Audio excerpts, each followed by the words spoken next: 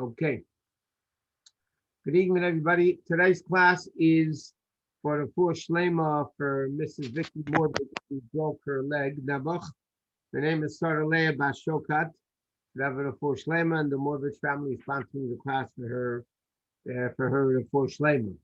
So she should have a speedy full shlema and be able to get back on her feet. Today's parsha, this week's parsha is Mishpatim, which is the parsha right after Yetzra, right after Matan Torah. Now, the word we know, the Baal Shem Tov said that the name of every parsha brings out the essence of the entire parsha. Not only the first few words, the fact that the Baal Shem Tov said the name of a person, the name of a subject, whatever, it brings out the essence of the entire thing. So therefore, the word Mishpatim represents logical mitzvahs. Logical mitzvahs represents every aspect of the parsha. Now, if you look at the end of the parsha, after the Torah speaks about the logical mitzvahs, at the end of the parsha, the Torah says about what happened in Matan Torah, and it says the Jews said Nasa v'nishma, blind faith. We're not going to understand everything. We're just going to keep blind faith. I mean, seemingly that seems to be contradictory to the concept of mishpatim, which are logical. And I just want to go off for a minute to explain an aspect that's well known, but a bit of a Chassidic twist to it. And that is mitzvahs are divided into three parts. There's chukim, mishpatim, and edus. Chukim are the illogical mitzvahs of Torah. Mitzvahs that don't make sense. Like Rashi says, meat and milk, wool and linen, even for that matter, kosher, keeping kosher. There's no logical health benefit of keeping kosher. It's illogical. This is what Hashem wants. This is what Hashem does. Things that are completely illogical. Chukim, by the way, the ultimate chukah is paradum, the laws of the red heifer. The Medrash says the Shlem HaMelech, the wisest of all men, understood the reason of every chayt except paraduma. Moshe Rabbeinu was so brilliant and so holy, he understood the actual reason for every single illogical mitzvah in the Torah. But that's one aspect of mitzvahs. Then you have a second aspect of mitzvahs, mishpatim, logical mitzvahs. That the Gemara says in Edith, even if Torah wasn't given, there, but Hashem would add to that chas v'shalom, we would also learn. We would learn modesty from a cat. We would learn not to steal from an ant. We would learn, honoring your father and mother, not to steal, not to kill. That's all logical mitzvahs. And then you have the third category of mitzvah, which are called edus. Edus literally mean a testimonial mitzvah. What does a testimonial mitzvah mean? So the commentaries explain it like this. It's a mitzvah that on our own, we wouldn't figure it out. We wouldn't come up with the brainstorm. But after Hashem tells it to us, we understand it. For instance, Pesach, to create a Yom Tov of Pesach on our own, we wouldn't do. Hashem says, listen, I took you out of Egypt, let's commemorate it with a Yom Tov. It makes sense. Shabbos, on our own, we wouldn't come up with a concept of Shabbos. If God forbid the Torah wasn't given, we wouldn't come up with Shabbos. But after Hashem comes up with the concept of Shabbos, and we say the reason for Shabbos is Hashem created the world in 6 days, and rested on the 7th, okay, it makes sense. Those are called edus. So chukim are the illogical mitzvahs, mishpatim are the logical mitzvahs, and edus, so to speak, are in between mitzvahs. Yet, all mitzvahs are called edus. There's a lot of psukim that v'yokav edus b'Yaakov. There's a lot of psukim that show that the word mitzvahs is also called edus, testimonial mitzvahs. Why are all mitzvahs called testimonial mitzvahs? Because it's explained, especially in Chassidic, what is the purpose of a witness? The Gemara says something that everybody that's out in the open, something everybody sees, you don't need testimony for. If everybody sees the sun, you don't need two witnesses to come testify they saw the sun. Yeah, in other words, everything that is logic, that's obvious, you don't need witnesses. What is the purpose of witnesses? Things that are hidden, things we don't know. And the purpose of a witness is to reveal the hidden testimony. Like, for instance, somebody killed somebody, Chas v'sholem, and nobody knows who killed it. The witnesses saw it. They come and testify. They reveal. They tell us something that was hidden. Nobody knew who killed them. If everybody saw it, you don't need witnesses. Or you're seeing the moon. Not everybody was able to see the moon. They come and testify, or somebody lent somebody money and he denies it. So what do witnesses do? They testify. They reveal to the hidden. So mitzvahs are called edus. Why are all mitzvahs called edus? Because every mitzvah reveals the hidden godliness that's in the world. When you do a mitzvah with a physical object, that object becomes holy. If that object becomes holy, holy means godliness is revealed. Of course, God is all over the place. When you say something is holy, it doesn't mean it's something not holy, God doesn't exist. Chas v'sholem, Hashem is all over. Something which is holy means Hashem is revealed there more. He's revealed. So all mitzvahs are called edus because they all testify, meaning they reveal godliness in the world when we do them. And we're going to get into that more as we learn into the class tonight. So I'm just saying these are the three classifications of mitzvahs: chukim, mishpatim, and edus. Now, the parsha is called Mishpatim. Okay, so there's a number of difficulties. Number one, the end of the parsha is not talking about logic. The end of the parsha says Nasa v'nishma, blind faith. We're going to do even before we understand.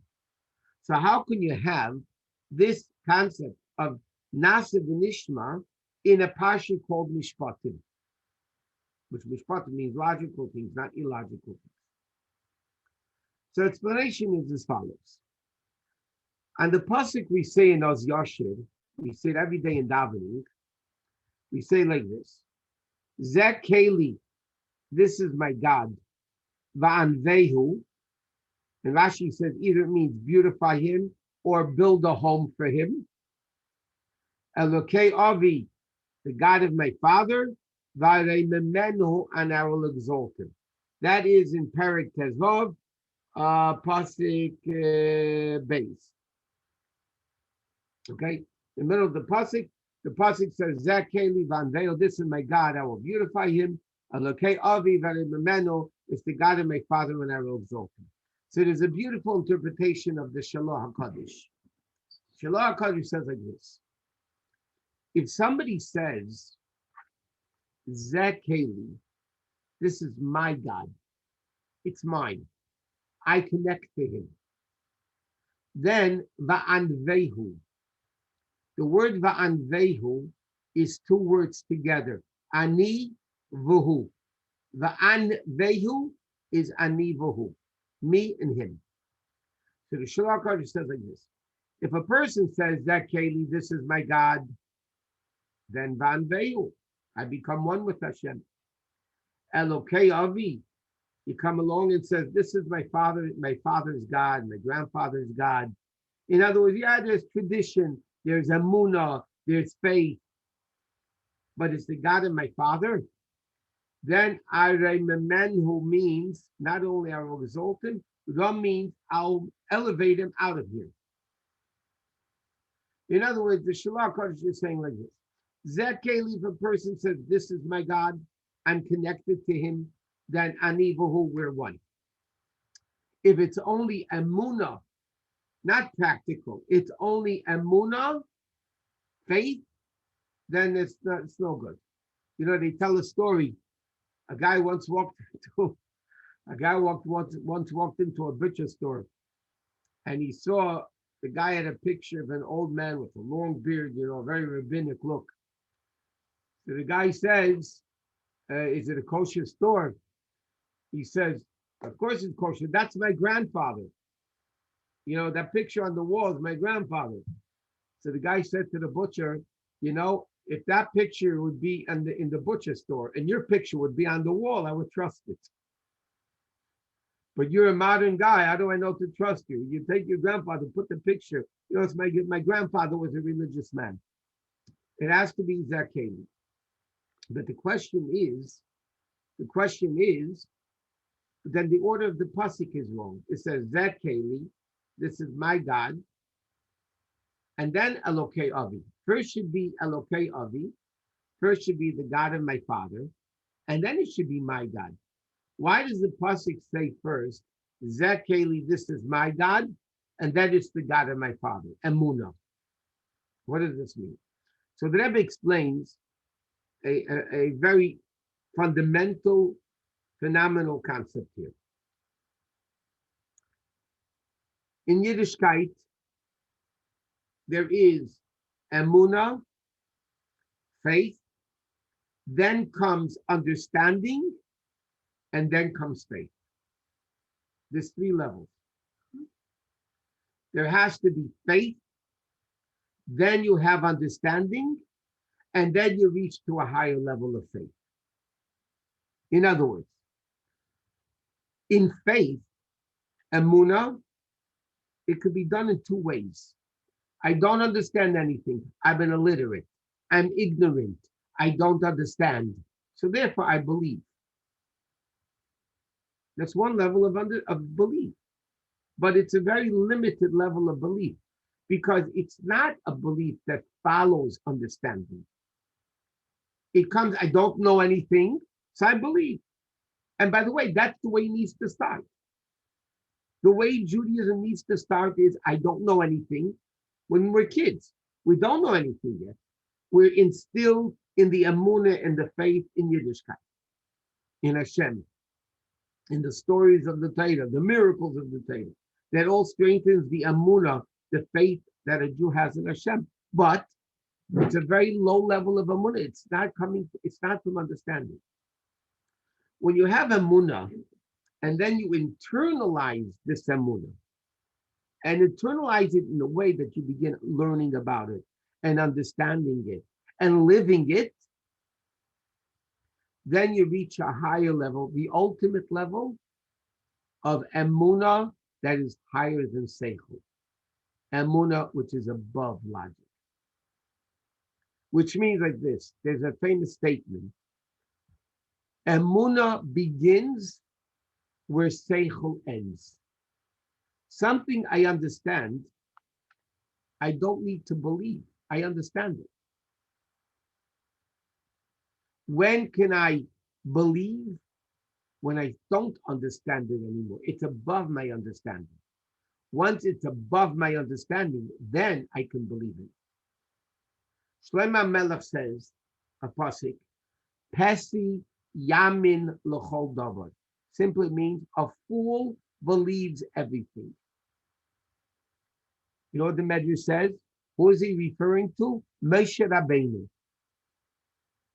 The Medrash says, who is this Pesi Yamin L'chol Davar? This fool that believes everything is Moshe Rabbeinu. Moshe Rabbeinu was Chochma Vatzilas. Moshe Rabbeinu was the epitome of understanding godliness. Moshe Rabbeinu understood, what do you mean he's a fool that believes everything? Because Moshe Rabbeinu reached such a high level of emunah, which was above the seichel. But his seichel was so high, so his emunah began in a much infinite level. So in other words, you need 3 levels. There's the initial emunah that a Jew has, that a Jew needs to believe in Hashem, to be able to learn and to daven and to do mitzvahs. That's the initial emunah, which is Chassidic called lower than seichel. Then you come to internalize it, and then you reach a level of emunah that's super great. Then you reach a level which is super great. Therefore, it's like this. What happened in Parshat yesterday? Hashem revealed himself to the Jews. There was no learning yet. Hashem revealed himself. The Jews got this. Vayaminu b'Hashem v'Moshe Avdei vayamin ha'am. The people believed. Then the next parsha, right after Matan Torah, says ve'ela mishpatim asher tasim lifneihem. And now the Rebbe says the pasuk literally means these are the laws you should put before them. Lifneihem, before them. Now the Rebbe defined it. Lifneihem doesn't only mean before them. It means lifneihem in their pnimius, in their internalized level. In other words, like this, Matan Torah, and therefore we have three issues: Matan Torah, the beginning of Mishpatim, and the end of Mishpatim. There are three stages in the Emunah of a Jew. There is Emunah by Matan Torah. The Jews had no Torah yet, not the Matan Torah. They had this revelation from Hashem that gave them this level of Emunah. And then the Torah says, Emunah itself is not enough. Emunah needs to be internalized. Emunah needs to affect their day-to-day living. Or else you'll have what we learned many times. The Gemara says in Brachos, a ganef, a thief, is about to break in to steal, and it'll daven to Hashem to be successful. That doesn't make sense. If you're davening to Hashem, you believe in God, why are you stealing that Hashem? You know Hashem says don't steal, and you're doing it quietly. The explanation is he has emunah, but it's not internalized. It doesn't affect his daily life. So first you have the emunah Parshat yesterday.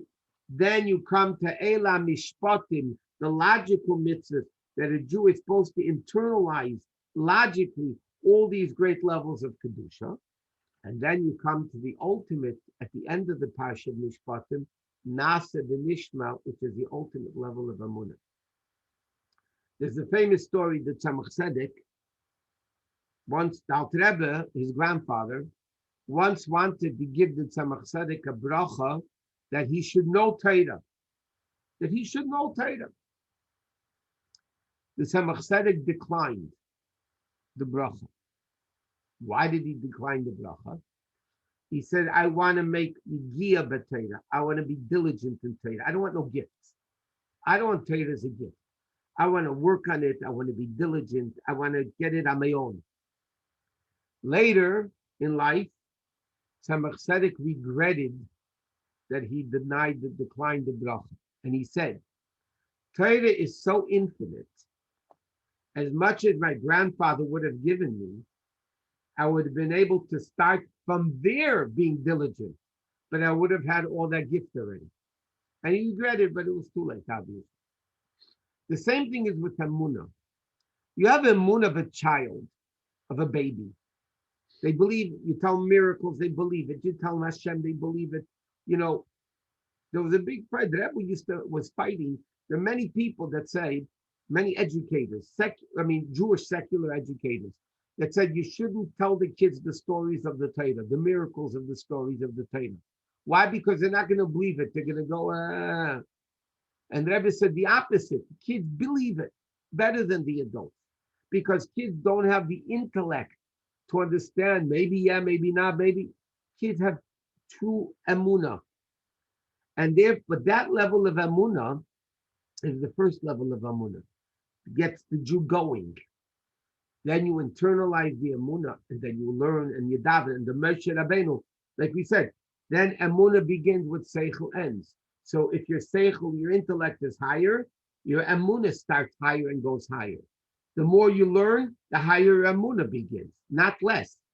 The more you know, the more emunah you have at a much higher level. And therefore, that's the Seder. Parshat yesterday deals with the initial revelation of Hashem to the Jews to give them that emunah. Then comes Parshat Mishpatim at the beginning, and most of the Parshat with the logical mitzvahs, learn and to understand.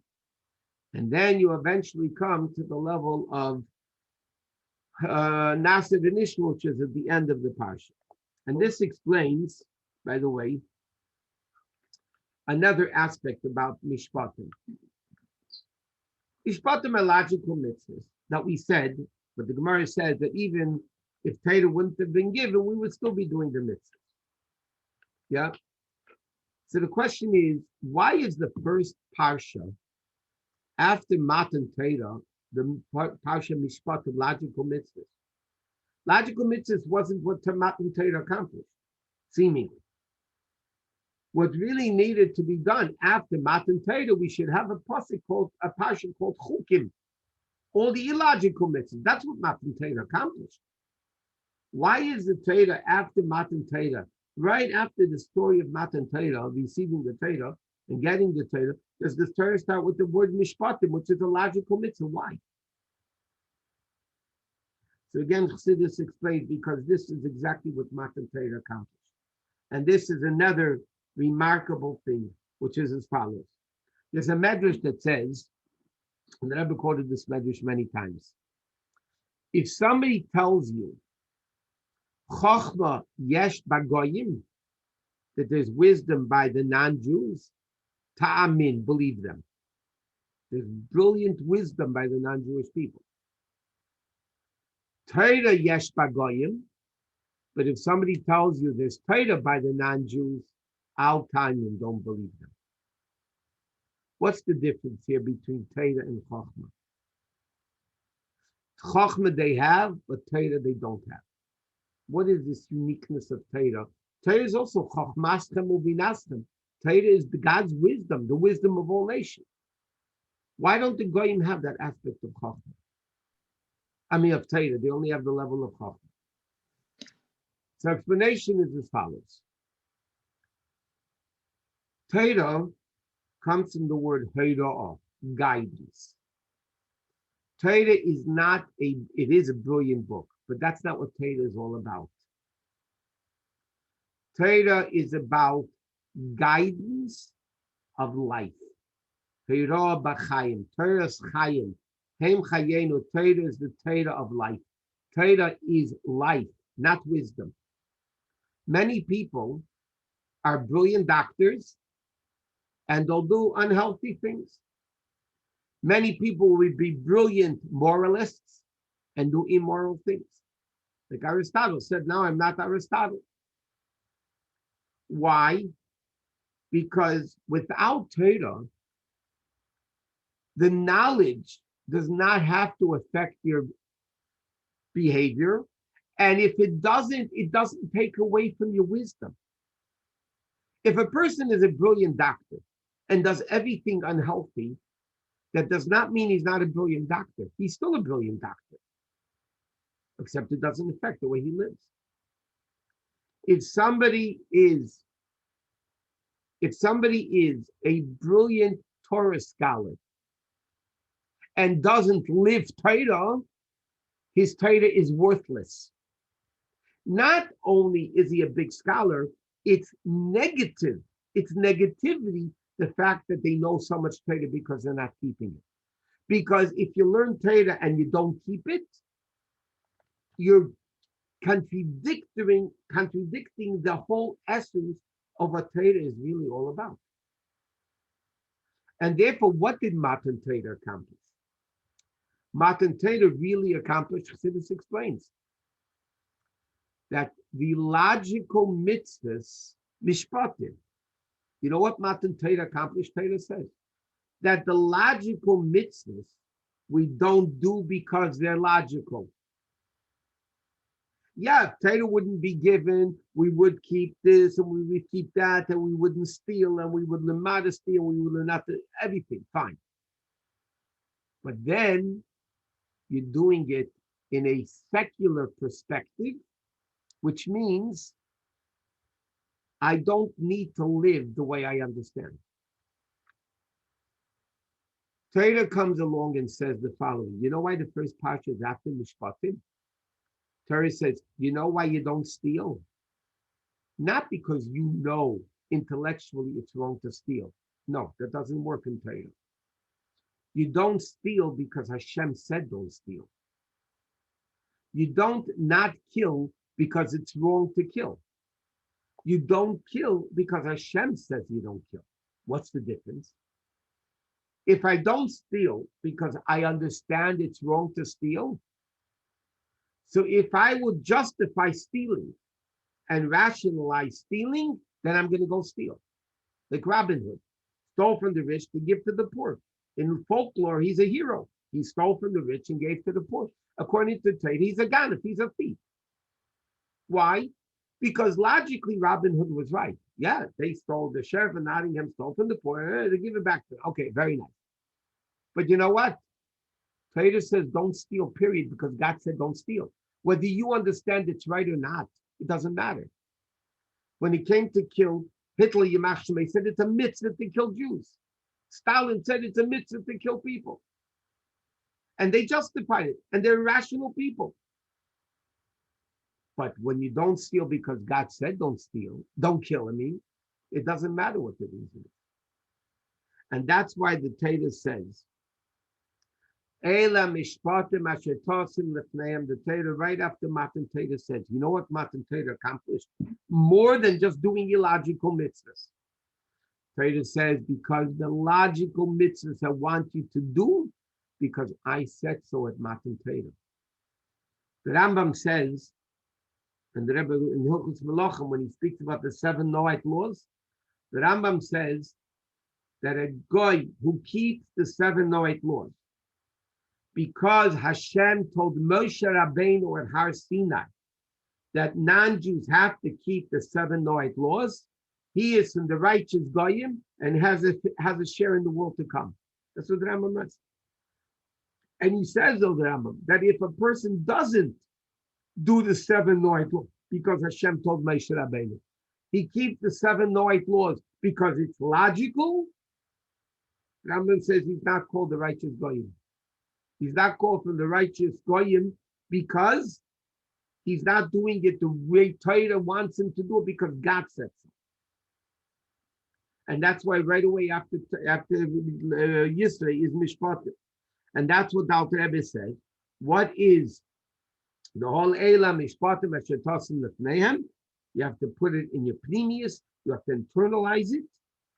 And then you do it. That's what Matan Torah is really all about. Not about the chukim and the statutes and the illogical mitzvahs. That's not what Hashem wants. Okay, to continue along in the Parshat. There's a very famous Hayom Yom the Rebbe brings down that says, Kisira Chamer Seinacha.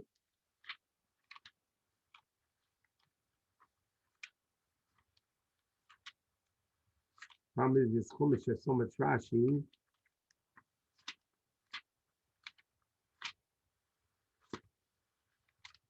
Okay, the pasuk says like this: Kisira Chamer Seinacha simply means like this: if you will see the donkey of your enemy, Reivitz Tachas Masai struggling under its load, the Chadalta Me'azegloi, and you will think that you should stop helping him. The Torah says no. Ozav Tazav Ima, you have to help him. Okay, that's what it's in Parakhov Gimel, pasuk Hey. You see the chamer sinachot, you see the donkey of your enemy, Reivitz Tachas Masai struggling under it. So mean it's loaded up with goods and it's struggling. So because it's your enemy, I think I wouldn't go help him. So it says, oh, you have to help him. So the Baal Shem Tov interprets, the Rebbe brings this down in Hayom Yom. It's a very famous Hayom Yom. But the Rebbe brings, in Hayom Yom, the Rebbe explains what is the word of the Baal Shem Tov. The Baal Shem Tov says like this. Kisire chamor. Chamor does not only mean a donkey. Chamor comes from the word chomer, coarseness, chumriut. Chomer means chomer, the material. It's the coarseness of the world. Kisire chamor. He's speaking about a person looking at his own yetra, his own body, which is coarse, mundane, physical. And you should know, the Baal Shem Tov said, he's not your friend. Seinachi, he's really your enemy. Your yetra is not your friend. Seinacha, he's your enemy. So the Torah says, you might think I should break him, break the body, break the goof, break the physical yetra. So he says, no, work with him. Meaning like this. What's the Baal Shem Tov saying? As we all know, in the time of the Baal Shem Tov, and before the Baal Shem Tov, the Torah approach, this is pre-Chassidic of the Baal Shem Tov. The approach of the Jewish scholars until the Baal Shem Tov was very simple. There is neshama and there's body, and the body gets in the way of the neshama, And the only way the neshama can function is if you break the body. Break it. Get it out of the way. So what did they do? As we all know, you read the history books. They used to fast daily. They used to roll naked in an anti to get bitten up. They would just torture the body. They would go into exile. They would do things to torture the body because they maintained, and that was the Torah approach at that time of the daily Yisrael, the great Tzaddikim. They maintained the body is contradictory to the neshama. Get rid of the body and the neshama will function good. Fine. Baal Shem Tov came along and says, no, that's not what Hashem wants. Hashem does not want you to break the body. Hashem wants you to elevate the body, work with the body. The body should be with you to serve Hashem properly. The body is holy. The body of a Jew is created by Hashem. The body of a Jew is what God chose at Matan Torah. The Alter Rebbe said God didn't choose the neshama of Jews over the neshamas of non-Jews. What did Hashem, the Alter Rebbe says in Tanya, what did Hashem choose at Matan Torah? The body of the Jew. The body of the Jew, I'm not going into it now. Chassidic explains the body of the Jew is even greater than the neshama. It's a higher level of godliness than the neshama. The neshama we're called Bani Matam. We're children of God. The body Hashem chose, which is even greater. It's not for now. But trust me on it. That's what it says. So therefore the Baal Shem Tov said like this. You will look and you'll see your chumni, your body, your yetra. Realize number one, he's not your buddy. He's not your friend. When he tells you to do things, not according, he's not your friend, he's an enemy. So I would think, you might think, I should not help him, mean I should break him. Baal Shem Tov says, no, the Pasuk says, work with him, elevate the body. And this is the power of Matan Torah. What did Matan Torah do? Matan Torah made the physical world able to be holy. What did Matan Torah do to the body of the Jew? The body could become holy. So why are you breaking it for? It's better, just like in a battle. There's two ways of getting rid of an enemy. One way is destroying the enemy, killing it. But there's a greater way. Get the enemy to be on your side. Transform the enemy to fight with you. As the Pasuk says, Gam Oiv by David Amalek.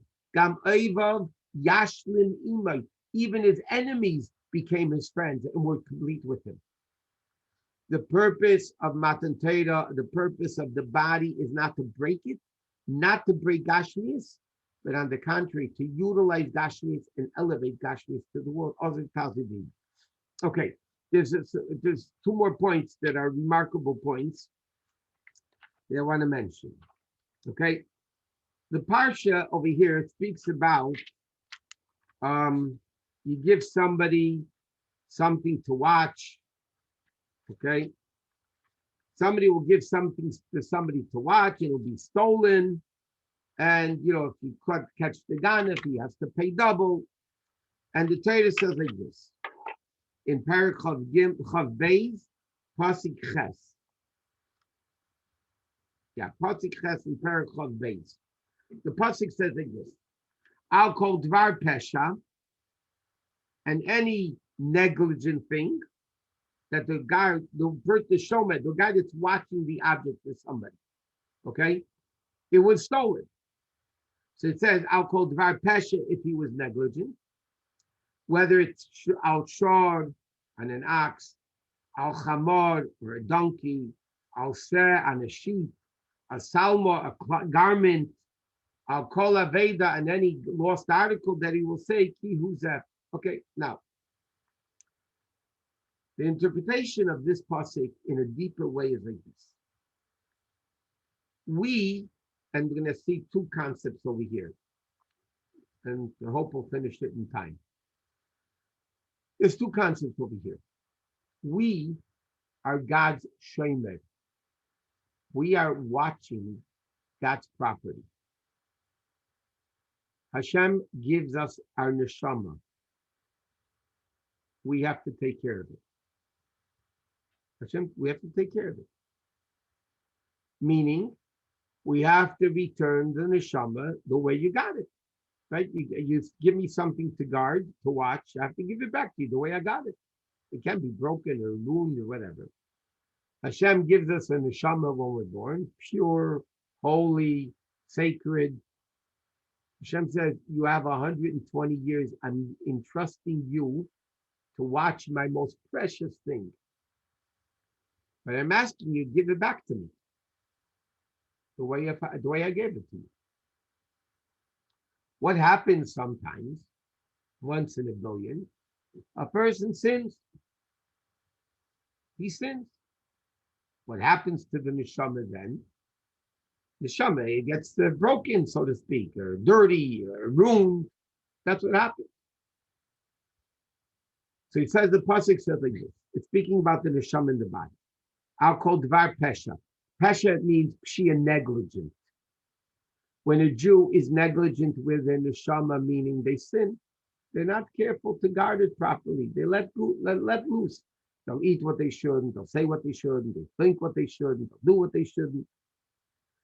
But the Torah says four things: shor, chamor, seh, and salma. Ox, donkey, sheep, garment. These are four different types of yetra that a Jew has. What are the four types of yetra that a Jew has? The first one is shor, an ox. What does an ox do? You look in this Parshat, always talks an ox goring, hurting somebody else, another animal, a person. It gores it. There are people that have a yetzra that likes to hurt other people. They like to gore other people. There are such people. They're hurtful type of people. They like to tell people off. They like to hurt them, to gore them. It's one type of yetzra. Another type of yetzra is a chamor, a donkey. What's a donkey? The Gemara says, chamor afilu b'tkufis Tammuz karirale. A donkey, even in Tammuz, which is summer, the hottest month is Tammuz, it's always cold. A donkey is always cold, the Gemara says. Even in the heat of summer, the hottest time of summer, the donkey is always cold. What does that represent in the yetzra? A person that's cold to Yiddishkeit. He's just cold. He doesn't care. He doesn't gore anybody. He doesn't hurt anybody. He's not spiteful. He's not mean. But you know what? He's very cold, like apathetic. He just couldn't care less. Then you have another one that's called Seh. The pasuk says, Seh bezura bagoyim. There's a sheep that gets lost amongst the nation. Okay, that refers to the Jews in Golus. The Torah calls them a sheep which is lost amongst the nation. What is a Seh? It says two things. Number one, it's a lost soul. Many times a lost soul. But a sheep is very interesting. A sheep doesn't want to hurt anybody. You know what a sheep wants? Let me live and let live.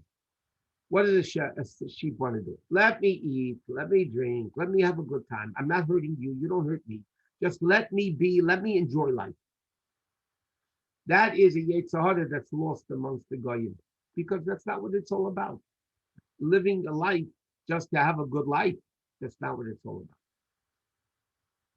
And then you have the fourth type of yetzra that's called salma. Salma is a beged, a garment. The word beged in Hebrew, it comes to the word bogdim, which means rebellious. There's many psukim, beged, bogad, bagad, whatever. It means rebellious, whatever the pasuk is. These represent the four types of a yetzra of a Jew. I'll call dvar pesha. What happens to the Jew? He's negligent, right? Hashem gives him something to watch. The neshama, I'll call dvar pesha. He's negligent. How is he negligent? So the pasuk says it could be either with your goring type of personality, a mean personality. You can be a cold personality. You could be a lost personality. Eat and live and let live. or you could be a rebellious Jew. And the pasuk says, what does he do? Asher Yaimar, the person says, Ki hu zeh. The Gemara has a whole interpretation of what that means. But he says, on who zeh. Now, zeh, like we said before, zeh means you're pointing to it. Zeh keli van veil. The Gemara says, Mara be'etzba. You point with your finger and you say this. This is something you can point at. Who means distant, he. Kedusha is called Zeh. Zeh Keli Va'anvehu. Who represents evil, Sham, there, far away from Kedusha. What is the problem with this yetra Hara? Asher Yaima, he says, Ki who, that who meaning that evil is that holy. Instead of saying everything is holy, this person says, who, meaning evil, is Kedusha. That's the terrible of this. That's what he says. This is good. This is the way you're supposed to live. Being mean, being cold, having a good time. So what's the Eitzah? So the pasuk says later, Yeshalim Shnayim L'Reyehu. You have to pay double. Kefal. What does that mean? The pasuk says, Al Rebbe bin Zanin, the Gerset Tshuva, that the Gemara says, if a person sinned, what should he do? To do tshuva. So the pasuk says, if he learns one pasuk, he should learn two. He learns two Mishnah, learn four. You do one mitzvah, do two mitzvahs. Meaning, tshuva is when you double what you did. So the pasuk says, Yeshalim Shnayim L'Reyehu means like this. If you have a yetra that's causing you to sin, and because of that, you have the shor, chamar, says, salma, to the extent that you even say on what's bad is good, you want to know what to do tshuva. Yeshalim Shnayim L'Reyehu, double your effort in Torah mitzvahs. Learn double mitzvahs, double tzedakah, whatever it takes, do tshuva. Tshuva means double. And the Torah says, you could do that. Yishalim Shnayim L'Reyehu, pay double. You're sinning? Hashem says, I have an advice for you. Get out of it. How? By doing tshuva. What is tshuva? The Gemara says, you learn one, you learn two, you learn two, you learn four. You double it. That's the ultimate level of tshuva for the Jew. This is a very interesting concept of why this pasuk refers completely about the shemer. Okay, now the next thing is like this. Afterwards, the Torah goes like this. The Torah speaks about four types of shemerim. I'm going to explain each one first simply and then in a deeper sense. The first one is shomer chinam. Shomer chinam means he watches something for free. He doesn't charge to watch. So in other words, I come over to you and say, do me a favor, I'm going out of town, will you watch this for me? He says, sure. You don't get paid for it. He's called shomer chinam. What's the law of a shomer chinam? If it was stolen or lost, he swears that it was stolen or lost, he does not pay.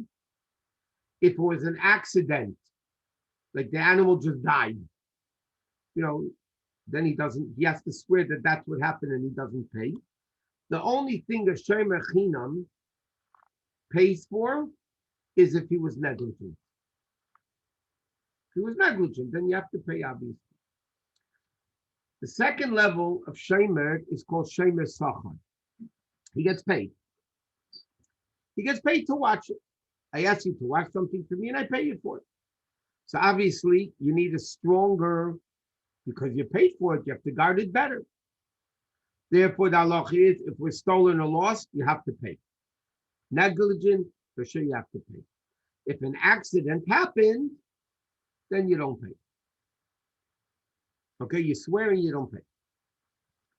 Then there's another one that's called Seiche. Seiche is one who rents something from you.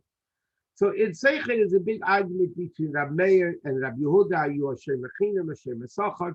The halacha is somebody that rents because he's gaining from it, but he pays. So therefore, he's chayiv if it was stolen or lost, he has to pay. Negligence, he has to pay. An accident, he doesn't have to pay. Just take a guy that gets paid to work. Then you have the last one. He is called a shoyel, one who borrows something. I don't pay, I don't rent it from you. I borrow it. Then the din is, no matter what happens to it, you got to pay for it. You borrowed an animal, it didn't die while you were working. That's a different story. But you borrowed somebody's animal, it was left in your stall, and the animal died, you have to pay for it. If the animal was stolen or lost, you have to pay for it. Everything you have to pay for. Unless if it was Mesa Machmas Melacha or the owners were with it at the time of you borrowed it, which is not okay. These are the four shaming. Now we said this refers to the Jews. The way a Jew serves Hashem is one of these four ways. Shemer Chinam means I don't want to get paid to serve Hashem. I'm watching Hashem, right? I'm watching something for Hashem. This Jew is a very lofty level. This Jew is, I don't want to get paid, meaning I'm serving Hashem, I don't want reward. I don't want to get paid for Torah mitzvahs. I'm doing Torah mitzvahs because Hashem wants me to do it. I don't need reward. I don't want Gan Eden. I don't need wealth. I'm doing mitzvahs because Hashem told me to do it. Period. Like we learned in Tanya, B'nai Aliyah. They do it because Hashem told them to do it. Then you have another Jew, Shemer Sachar. He's also guarding the neshama for Hashem, but he wants payment, meaning he wants olam haba, he wants physical reward, he wants wealth, health, happiness. He's also a good Jew, but he's not serving Hashem not for reward. Like the Mishnah says in Pirkei, you should serve Hashem shelo amenas l'kabel pras. Ultimately, you should serve Hashem not for reward. You should serve Hashem because this is what Hashem wants. That's the ultimate way of serving Hashem, like Hashem Mechinam. Hashem Sachar is one who also serves Hashem, but he wants payment for it. Payment could be Gan Eden, health, wealth, happiness. That's what he wants to do. Then you have the Seiche, the renter. Now, the renter is benefiting from the thing I'm renting. You're giving me your animal, you're giving me your car. I'm benefiting from it. I don't want to be a pig and take it for free. So you know what? I'll pay for it. What does it represent? What type of a Jew? A Jew says, listen, God, I want to enjoy life. I want to benefit from this world. I understand, you're giving me everything. I should pay you a little bit. So I'll do mitzvahs here. I'll do mitzvahs there. I'll learn a little bit. I'll do that a little bit. He's not serving Hashem because he wants reward. He wants to live in the world. He wants to rent. He wants to get it. He wants to use it. He wants to use the world. He understands that it doesn't go for free. So I have to pay Hashem. I'll pay Hashem. I'll do a mitzvahs here and there. That's the seichel. Then you have the last one, that's the shemer, a shoyel. He borrows it. What does it mean? Shoyel is a Jew, to put it in clear-cut words, he's a taker and not a giver. He is a cold-blooded taker. Shoyel, the Gemara uses the expression, kol hana shalai. All the benefit is his. He doesn't pay for it. He uses it as much as he was given right to use it, and he doesn't even have to pay for it. What does a shoyel say? A shoyel says, God, I want everything and I'm not doing mitzvahs. I'm not going to do Torah mitzvahs. Nevertheless, so again, Shem Rechinam is the great Jew who serves Hashem for no reward whatsoever. Shem Sacher serves Hashem, but he wants reward. Gan Eden, Olam Haba, whatever. The renter, he says, I want to enjoy world. I want to use the object, but I'll pay you a little bit. I'll do Torah mitzvahs. The Shail is one who takes everything for himself. But it's interesting. The Torah calls them all Shemrim. They're all guarding Hashem's neshama. Why? Because even though you're using it for yourself, you're the Shail, which seemingly is the lowest level of a Jew. You're just a taker, and everything is mine, and I don't need to serve Hashem, and there's no need to be appreciative. Just, I am what I am, and that's it. He's also called Shem, and he's also called guarding Hashem's property. Because what is he doing? The Gemara says, Mitech shalei lishma, ba lishma. Even if you serve Hashem, you're guarding Hashem's neshama. You're doing it for the wrong purposes. Eventually, you will come to do it properly.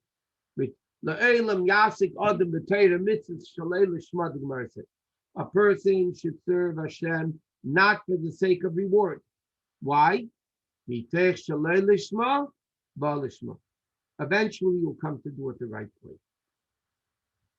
And these are the 4 shemrim, okay, that the Torah says you must have the shemer and you need to behave properly. So whether yetra is a shor or a chamor or a steh or a salmo, which is rebellious, bottom line, you got it. Why is this? Because the Torah says by the dinim of a shemer, Shavuos Hashem tiya bein shneihem. The Shavuot of Hashem speaks about Hashem Mechina, but it refers to all of them. You have to swear. There's a Shavuot between you and God. That you weren't negligent, you didn't, whatever it is. What does that Shavuot refer to? According to this explanation that we're saying, the Shavuot that a neshama is given before it comes into the world, the opening phrase of Tanya, from the Gemara at the end of the 3rd parak of Nida, Mashbian Eisei Tihi Tzadik Valti Rosha. That the neshama Shavuos Hashem, the Shavuot that Hashem gives to the neshama, Tia Beit Shneim, should be between them, meaning, and we learned when we were learning Tanya, the Shavuot is not only an oath, because the question, what are you giving oath to the neshama? The neshama must be good. Shavuot comes to the word masbia. We fill up the neshama, we satisfy the neshama, we give it the ability that he could be a tzaddik and not a rasha. So even though the person, and that's why it says tihi tzaddik va'al tihi rasha. Now in Tanya, that's a Gemara, but the question is, why it's redundant? Tihi tzaddik, be a tzaddik, and don't be a rasha. Obviously, if you're a tzaddik, you're not a rasha. So why don't we just give him the oath ti tzaddik? Be a tzaddik. Why does it say don't be a rasha? The answer is very simple. Not every Jew can reach that shem rechinam. Not every Jew is able to be a tzaddik that serves Hashem only because Hashem said so, and he's not interested in any reward whatsoever. That's a very unique level. So the Torah comes along and says, at least don't be a rasha. Don't be negligent. You're watching God's property. And this is what we need to understand. By the way, this manifests itself even in another halacha in today's parsha about, hurting somebody, you have to pay, and the doctor bills and all that. According to halacha, learned from Sukkim, by the way, in this week's parsha, a person is not allowed to damage themselves. You're not allowed to just cut yourself. It's biblically forbidden.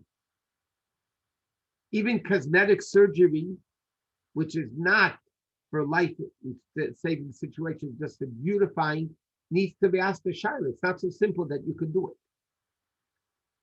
Because our bodies don't belong to us. Our bodies and our neshama are loaned to us for 120 years. And they have to be given back the same way we got them. And trust me, if God made it as beautiful, what do you have to beautify it for? God made it beautiful. So halachically, we don't own ourselves. We are God's possession.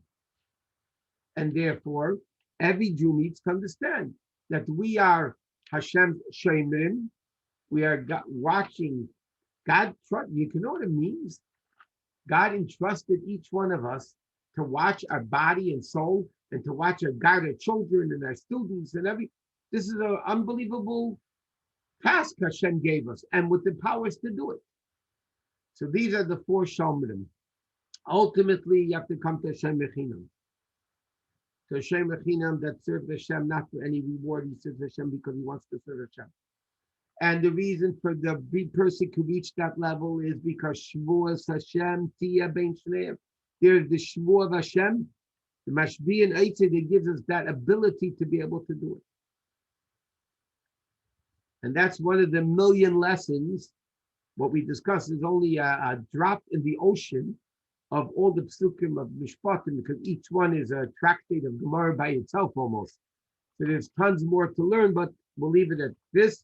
And once again, the class tonight is sponsored by the Moravich family for the 4 Shleima for Vicky Saralea Bashokat, who broke her foot. She's in the hospital. She has the 4 Shleima. And in Mitzvah Shem, Wednesday night, 8 o'clock is Tanya and Halach and Tanya. So we hope to see you. Tell more people about the shir, and everybody have a fantastic week. Thank you. Thank you. Thank you. So that was brilliant. Rabbi, thank you so much. Very inspiring. Brilliant. Thank you. Take care. Amazing. Thank you. Thank you.